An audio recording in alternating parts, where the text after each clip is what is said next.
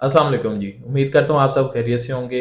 कल stock market में एक बड़ी न्यूज़ थी डिविडेंड के हवाले से। एंग्लो पावरजन कादरपुर लिमिटेड ने 7.5 रुपीज़ का डिविडेंड अनाउंस किया था और अनाउंसमेंट ये है, मैं आपको दिखा देता हूँ। पहले क्वार्टर जो अभी एंड हुआ है 2025 का, उसका ये डिविडेंड है।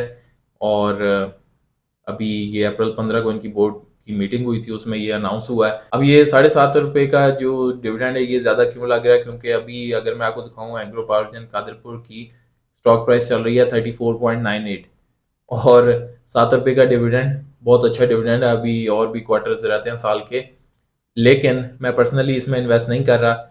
और मैं आपको भी कुछ चीज़ें दिखाना चाहता हूँ कि आप इसकी बेस पे डिसाइड कर पाएँ कि क्या आपको इसमें इन्वेस्ट करना है या नहीं करना। और ये हमारे लिए एक अच्छा मौका होगा कि हम इनकी एक पिछली एनुअल रिपोर्ट भी पढ़ लें, उसमें हम कंपनी के हवाले से मजीद जान भी लें। ये चीज़ पहले मैं आपको दिखा देता हूँ कि एंग्रो पावरजन की अभी ये तकरीबन 19 मार्च से ये आप देखें रैली शुरू हुई है और तकरीबन एक महीने से भी कम में, इधर से आप देखें 25 से शुरू हुआ और 35 और तक ये तकरीबन चला गया, तो तकरीबन ₹10 का इसकी प्राइस में इजाफा हुआ है। तो मुझे इसमें यही फील होता है कि पहले अगर आप देखें इसकी ये ट्रेडिंग जो है ये सिर्फ एक रेंज में हो रही है, ये उससे ज्यादा नहीं ऊपर नीचे गया, लेकिन यहाँ से बहुत ज्यादा रैली कर गया। तो मैं भी शायद इनसाइडर न्यू इन्फॉर्मेशन हो लोगों को या पता हो कि इतना अनाउंस होना है, लेकिन फिर भी इसमें रिटेल जो इन्वेस्टर है जो कि एंड टाइम पे इसमें इन्वेस्ट करने की कोशिश करेगा, उसको लॉस कैसे होगा जी। आप देखें, जिसने यहाँ से मार्च से लेना शुरू किया, 19 मार्च से 18 मार्च से, उसने आज तक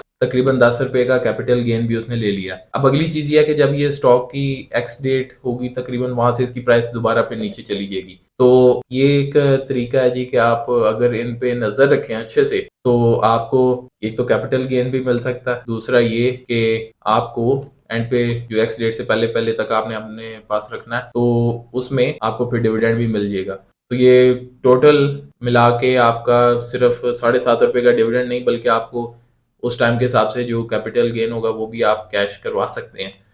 लेकिन ये मैं आपको बताता चलूं कि इसकी अभी एक्स डेट हमें नीचे इसमें पता चलेगा कि ये इन्होंने लिखा है share transfer books of the company will be close from Tuesday April 29। तो अभी भी तकरीबन 14 दिन है, 13 दिन है, 29 अप्रैल तक है इसकी एक्स डेट, और तब तक आपको ये शेयर होल्ड करके रखना है। लेकिन आपको ये दिखाने का मकसद ये था कि अगर आपको इस तरह के गेन्स लेने हैं मार्केट में, तो आपको तकरीबन आप देख लीजिए तकरीबन एक महीना पहले से अगर आपको कुछ इन्फॉर्मेशन आपके पास है या कुछ भी आप जानते हैं स्टॉक के बारे में, या आप अनयूजुअल मूवमेंट देखें, तो तब से आपको ना नज़र रखनी चाहिए। ये लेसन मेरे लिए भी है, आपके लिए भी इसमें लेसन होगा डेफिनेटली। अब आगे हम देख लेते हैं। मैंने ये एंग्रो पावरजन कादरपुर लिमिटेड के यहाँ पे अगर मैं फाइनेंशियल्स में जाऊँ, इधर अच्छा इधर ये होती हैं फाइनेंशियल रिजल्ट्स। तो फाइनेंशियल रिजल्ट्स ये हमारे पास हैं फॉर द क्वार्टर एंडेड मार्च 31, 2025। ये हमारे पास है एक अच्छा सोर्स जिससे हम देख सकेंगे इनके फाइनेंशियल्स कैसे रहे हैं पहले क्वार्टर में 2025 के। और उसके अलावा एक और भी है, एनुअल रिपोर्ट भी है 2024 की,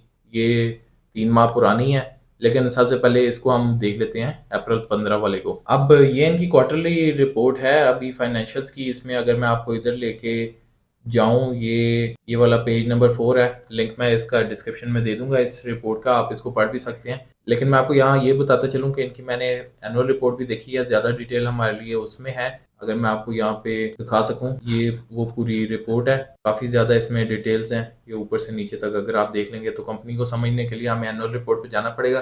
लेकिन इस क्वार्टर की मैं आपको दिखा दूं, कुछ चीज़ें मुझे इसमें नज़र आ रही हैं। पहली चीज़ तो ये कि इनका जो प्रॉफिट है वो पिछले साल सेम क्वार्टर में जितना था उससे कम हुआ। 2024 में पहले क्वार्टर में इनका जो प्रॉफिट था वो 584 मिलियन रुपीज़ था, और इस साल 384 मिलियन रुपीज़ हुआ।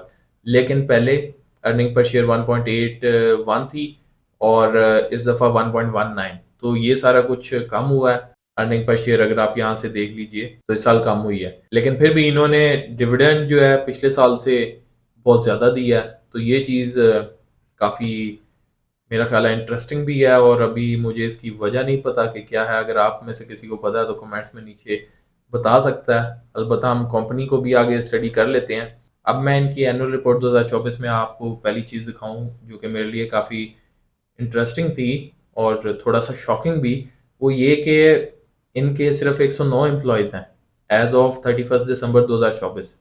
मेरे लिए बड़ी न्यू इन्फॉर्मेशन थी, पहले नहीं मुझे पता था कि ये इतना बिजनेस कर रहे हैं सिर्फ 109 एम्प्लॉयज़ के साथ। खैर, it doesn't make sense to me, लेकिन लिखा है उन्होंने तो डेफिनेटली ऐसे होगा, क्योंकि ये जो ऑपरेशंस होते हैं, ये इंडस्ट्रियल ऑपरेशंस, ये बहुत दे आर लाइक ऑटोमेट तो हो सकते हैं, सारी चीज़ें उसमें हो सकती हैं, लेकिन फिर भी they are very labour intensive as well, क्योंकि साथ में बहुत सारे सपोर्टिंग रोल्स भी होते हैं।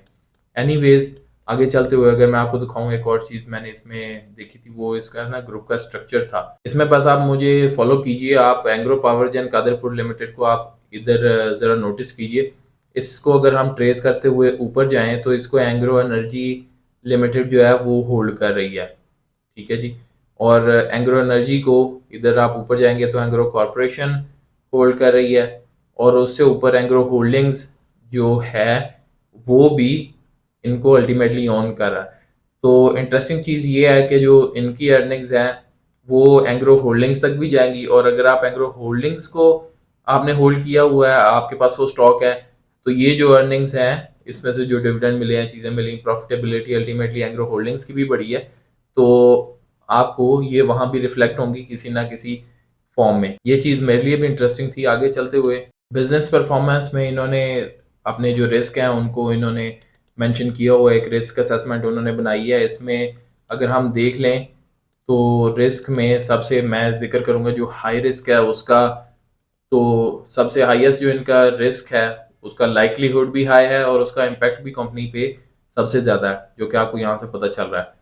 तो रिस्क है reduction in gas supply from Kadarpur gas field. अगर ये होता है the company is engage with, इनका आगे इन्होंने मिटिगेशन कैसे करनी है, इसको वो कैसे काउंटर करेंगे, वो ये है कि company is engage with relevant stakeholders for finalization of an alternative fuel plan. तो ये इससे मुझे ये समझ आ रही है कि ये सिर्फ कादरपुर गैस फील्ड से जो इनके पास फ्यूल आ रहा है सिर्फ उस पर इन्हिसार नहीं करेंगे। इन्होंने लिखा है कि ये एंगेज हैं पेल के साथ for supply of 8 to 13 MMSCFD gas. अब MMSCFD क्या है, ये मैंने अपनी एक और वीडियो में जिक्र किया था कि ये एब्रीवेशन है million standard cubic feet per day gas की, which will supplement permeate gas supply. तो आगे ये इन्होंने जिक्र किया during 2024 Engro power gen Kadarpur limited also successfully sign the gas sale and purchase agreement with पेल। तो ये इनका सबसे बड़ा रिस्क है, और उसकी उन्होंने जो मिटिगेशन स्ट्रेटेजी है वो भी उन्होंने इधर जिक्र कर दिया हुआ है। एक और फाइनेंशियल रिस्क है, ये इसका इम्पैक्ट लाइकलीहुड तो मीडियम है लेकिन इसका इम्पैक्ट बड़ा हाई है। इन्होंने लिखा है कि इधर मैं आपको थोड़ा सा जूम करके दिखाता हूँ, inability of the company to recover billed amount resulting in delayed payment obligations and adverse impact on shareholder value. जो इन्होंने दूसरों से पेमेंट्स लेनी है ये उसके हवाले से है। The company has ensured strong relationship to ensure and improve collection profile and manages liquidity prudently by engaging key stake holders.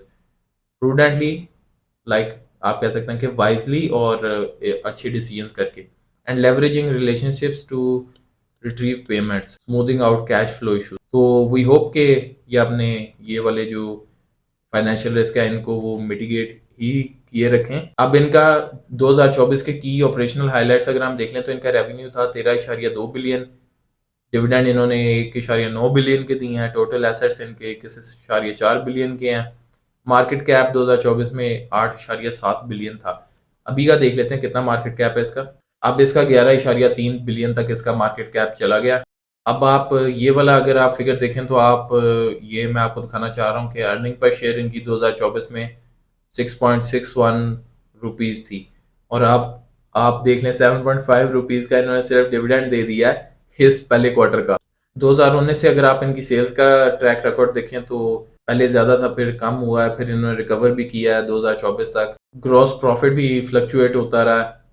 तो जी वापस इधर ही फिर आ जाते हैं एंग्रो पावर जेन के इधर चार्ट पे। तो पहले स्टार्ट ही हमने इससे किया कि इसकी जो डिविडेंड आया, और बाद में फिर हमने और भी चीज़ें इसमें देख ली। तो अभी अगर मैं आपको बताऊं अभी के जो सिचुएशन है, मैं तो इसमें इन्वेस्ट अभी नहीं कर रहा। आप मुझे कमेंट्स में लाजमी बताइए कि क्या ये अच्छी कंपनी है इन्वेस्ट करने के लिए, या अगर आपकी इसके बारे में कुछ और ओपिनियन है, और आपको क्या लगता है कि ये इस दफ़ा इन्होंने इतना ज़्यादा डिविडेंड किस वजह से दिया है, तो कमेंट्स में उसका भी लाजमी जिक्र कीजिएगा अगर आपको पता है। क्योंकि कमेंट सेक्शन एक ऐसी जगह है जहाँ हम सारी एक दूसरे से बहुत अच्छे से सीख सकते हैं। तो मुझे इंतज़ार रहेगा कि हम कमेंट सेक्शन में इस पे हम डिस्कशन कर सकें। और वीडियो यहाँ तक देखी तो अभी आपकी स्क्रीन पे 2 और वीडियोज़ आ रही होंगी जो कि आपके इंटरेस्ट से रिलेटेड हो सकती हैं, तो उनमें से भी हम किसी में मिलेंगे। और thank you so much, stay blessed, और आपकी इन्वेस्टिंग में I wish you the best.